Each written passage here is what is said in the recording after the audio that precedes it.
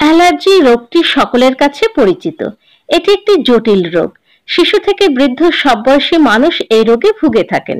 কিছু কিছু ক্ষেত্রে দেখা যায় একজন মানুষের জন্মের পর থেকেই অ্যালার্জির সমস্যা থাকে।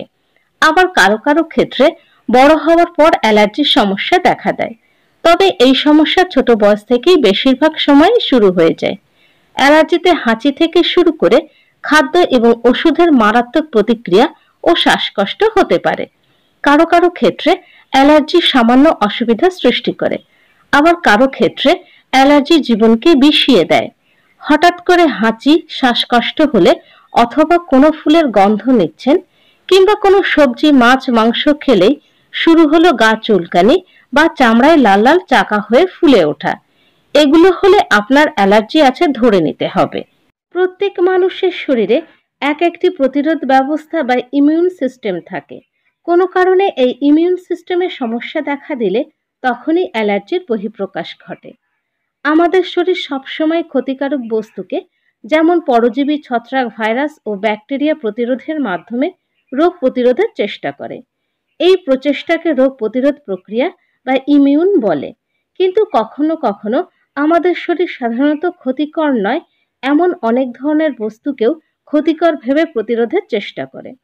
সাধারণত ক্ষতিকর নয় এমন সব বস্তুর প্রতি শরীরের এই অস্বাভাবিক প্রতিক্রিয়াকে অ্যালার্জি বলা হয়। অ্যালার্জি সৃষ্টিকারী বহিরাগত বস্তুগুলোকে অ্যালার্জি উৎপাদক বা অ্যালার্জেন বলা হয়। গ্রামের চাইতে শহরের বাসিন্দাদের মধ্যেই অ্যালার্জিতে আক্রান্ত হওয়ার আশঙ্কা বেশি। অ্যালার্জি হওয়া বা না হওয়া সাধারণত আমাদের শরীরের রোগ প্রতিরোধ ক্ষমতার উপর নির্ভর করে। রোগ প্রতিরোধ ক্ষমতা কম হলে অ্যালার্জিতে আক্রান্ত হওয়ার সম্ভাবনা বেড়ে যায়। অনেক কারণেই মানুষের অ্যালার্জি হতে পারে। তার মধ্যে একটি অন্যতম কারণ হচ্ছে খাবার। খাদ্যে অ্যালার্জি হলো কোনো খাদ্য থেকে তৈরি হওয়া এক অস্বাভাবিক ইমিউন প্রতিক্রিয়া। কারো ফলমূলে, কারো শাকসবজিতে, আবার কারো মাছ, মাংসে অ্যালার্জি থাকতে পারে। এমন কিছু খাবার আছে যেগুলো খেলে মানুষের অ্যালার্জির সমস্যায় পড়ার হার বেশি। তবে সেটি যে সবার ক্ষেত্রেই ঘটবে এমন নয়। অর্থাৎ একজনের যে খাবারে অ্যালার্জি হয় অন্যজনের সেই খাবারে অ্যালার্জি নাও হতে পারে। চলুন জেনে নিই যেসব খাবারে বিশ্বের সবচেয়ে বেশি মানুষ অ্যালার্জিতে আক্রান্ত হন এবং কিভাবে বুঝবেন কোন খাবার খেলে আপনার অ্যালার্জি হচ্ছে। তবে বিস্তারিত যাওয়ার আগে বলবো, অবশ্যই টুকিটাকি কলকাতা চ্যানেলটি সাবস্ক্রাইব করুন এবং পাশে থাকা বেল আইকনটি প্রেস করে অন করে নিন। তাহলে নতুন ভিডিও আপলোড হওয়ার সঙ্গে সঙ্গে পৌঁছে যাবে আপনার কাছে। শাকসবজি ও ফল। বেশ কিছু শাকসবজি ও ফল থেকে অনেকেরই অ্যালার্জি হয়। লাল শাকে তুলনামূলক কম অ্যালার্জি রয়েছে। কলমি শাক ও পুঁই শাকে কিছুটা পরিমাণে অ্যালার্জি রয়েছে। সবথেকে বেশি পরিমাণে অ্যালার্জি রয়েছে কচু শাকে। বেগুন, গাজর, টমেটো, পিচ ফল, কলা, নারকেল, স্ট্রবেরি, তেঁতুল অ্যালার্জি বাড়াতে পারে। বিভিন্ন ধরনের ডাল। মসুর ডালের সঙ্গে আমরা সবাই পরিচিত, কিন্তু আমরা অনেকেই জানি না মসুর ডাল অ্যালার্জির সবচেয়ে বড় অংশ। খেসারির ডাল, বুটের ডাল ও মুগের ডালের সামান্য পরিমাণে অ্যালার্জি আছে। দুধ।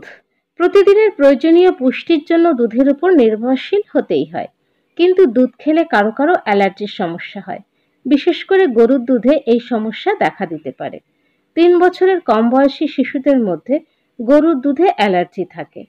তবে 3 বছরের উপরে এই অ্যালার্জি কমতে থাকে এবং প্রাপ্তবয়স্কদের মাঝে খুবই কম দেখা যায়। ডিম। দুধের মতোই ডিমও একটি পুষ্টিকর ও শরীরের জন্য প্রয়োজনীয় উপাদান। তবে ডিম খেলেও অ্যালার্জি দেখা দিতে পারে বিভিন্ন বয়সের মানুষের মধ্যে। অধিকাংশ শিশুই দুধের মতোই ডিমের অ্যালার্জিতে ভোগে। বেশিরভাগ ক্ষেত্রেই ডিমের সাদা অংশে থাকা প্রোটিন থেকে এই অ্যালার্জি হয়। হাঁসের ডিমে প্রচুর পরিমাণে অ্যালার্জি থাকে। যে মাছ শক্ত খোসা বা আবরণে ঢাকা থাকে সেই সব মাছ থেকে অ্যালার্জি হওয়া খুবই সাধারণ একটা ঘটনা। চিংড়ি, কাঁকড়া, শামুক জাতীয় খাবার যার শক্ত খোল রয়েছে তার থেকেই অ্যালার্জি হয় বিশ্বের প্রায় 60% মানুষের। এছাড়া পুঁটি মাছ, ইলিশ মাছ, বোয়াল মাছ, টুনা, পাবদা মাছেও অ্যালার্জি আছে। গাছ বাদাম ও চীনা বাদাম। গাছ বাদাম যেমন কাজু, পেস্তা, আমন্ড, আখরোট, ব্রাজিল নাট খেলে অনেকেরই অ্যালার্জি হতে পারে। তবে কোনো এক ধরনের বাদামে অ্যালার্জি থাকা মানেই অন্য বাদামেও অ্যালার্জি হবে এমনটা নাও হতে পারে। চীনা বাদামের কারণেও অ্যালার্জি দেখা দিতে পারে। শিশুদের মধ্যে প্রায়ই চীনা বাদামে অ্যালার্জি দেখা যায়। গবেষণায় দেখা গেছে চীনাবাদাম অ্যালার্জি 4 থেকে 8% শিশু এবং 1 থেকে 2% বয়স্কদের উপর প্রভাব ফেলে। গম বা গমের আটার তৈরি খাবার। ভাতের পরপরই আটা দিয়ে তৈরি খাবার রয়েছে আমাদের প্রধান খাদ্য তালিকায়, কিন্তু গমের আটা পাউরুটি খেলে অ্যালার্জি অনেকের মধ্যেই দেখা যায়। শিশুদের যদি গমে অ্যালার্জি থাকে তাহলে বার্লি বা অন্যান্য দানাশস্যের ক্ষেত্রেও সেই অ্যালার্জি দেখা যেতে পারে। সোয়াবিন জাতীয় খাবার। সোয়াবিনে বড়দের ক্ষেত্রে তেমন সমস্যা না থাকলেও সাধারণত শিশুদের ক্ষেত্রে সোয়াবিন জাতীয় খাবার থেকে অ্যালার্জি দেখা যায়। সাধারণত সয়াবিনস, সয়া মিট এবং সয়া মিল্কে অ্যালার্জি অধিকাংশ ক্ষেত্রেই 10 বছর বয়সের পর থেকে কমে আসে। মাংস। সাধারণভাবে 2 প্রকার মাংসে অর্থাৎ গরুর মাংসে ও হাঁসের মাংসে সবচেয়ে বেশি অ্যালার্জি থাকে। বেশিরভাগ মানুষই বুঝতে পারেন না যে ঠিক কোন খাবারে তাদের অ্যালার্জি রয়েছে। সেই জন্য আগে জেনে নেওয়া দরকার খাবার থেকে অ্যালার্জি হলে কিভাবে বুঝবেন। কোনো খাবার খাওয়ার মিনিট খানেক থেকে 1 ঘন্টার মধ্যে যদি আপনার শ্বাসকষ্ট, রক্তচাপ হঠাৎ কমে যাওয়া, ত্বকের সমস্যা, নাক থেকে জল পড়া, হাঁচি, চুলকানি, বমি, ডায়রিয়া প্রভৃতি অসুস্থতা দেখা দেয়, তাহলে বুঝতে হবে সেই খাবারে আপনার অ্যালার্জি রয়েছে। তাই যে খাবার থেকে অ্যালার্জি হয় সে খাবারগুলি এড়িয়ে চলা ভালো। খাবারের মাধ্যমে অ্যালার্জি দেখা দিলে সঠিক সময়ে চিকিৎসা না করালে কখনো কখনো তা বিপজ্জনক পর্যায়েও যেতে পারে, এমনকি মৃত্যু পর্যন্ত হতে পারে। তাই এই বিষয়ে সতর্ক থাকতে হবে এবং চিকিৎসকের পরামর্শ নিতে হবে। ভালো থাকুন, সুস্থ থাকুন। আজ এ পর্যন্ত। ভিডিওটি কেমন লাগলো অবশ্যই জানাবেন। আর যদি ভিডিওটি ভালো লাগে তাহলে অবশ্যই লাইক এবং শেয়ার করুন। পরবর্তী ভিডিওতে আবার দেখা হবে।